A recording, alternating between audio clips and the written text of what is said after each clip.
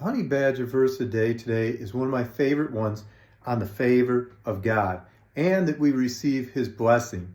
And one of my teachers one time said to me, he goes, you feel a lot of anxiety. Pray this psalm when you take a test. Pray this psalm when you meet new people, that God's favor will be upon you. And it's Psalms 5:12. Surely the Lord blesses the righteous. He surrounds them with favor as with a shield. And I love this verse because it says that God's favor, it goes before us, it's behind us, it's everywhere we go. And as we allow God's favor to be upon our lives, we see new opportunities. One of the ways that we miss out on opportunities is when we feel a lot of anxiety. When we feel a lot of anxiety, we can't see opportunities around us.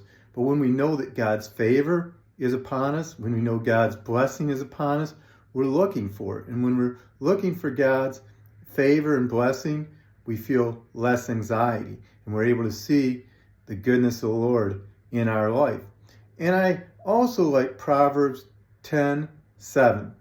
The memory of righteous be a blessing, but the name of the wicked will rot. And this tells us that when we have the favor of God on our lives, when we have the blessing of God on our lives, and when we live lives pleasing to God, people are going to remember us. They're going to remember our name and say, that was a good guy. I remember him. But when we are a dictator, or when we have hatred or sin, that name will rot. And I want my legacy to be one of a shield of favor.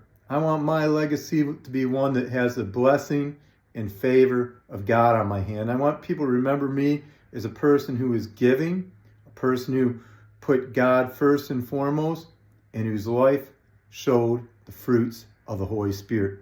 And I want to encourage us today, what are some areas you need favor in? What are some areas you could pray that prayer, God, let your shield of favor be upon me in this area? And think of some areas you need God's favor and pray that blessing upon your life.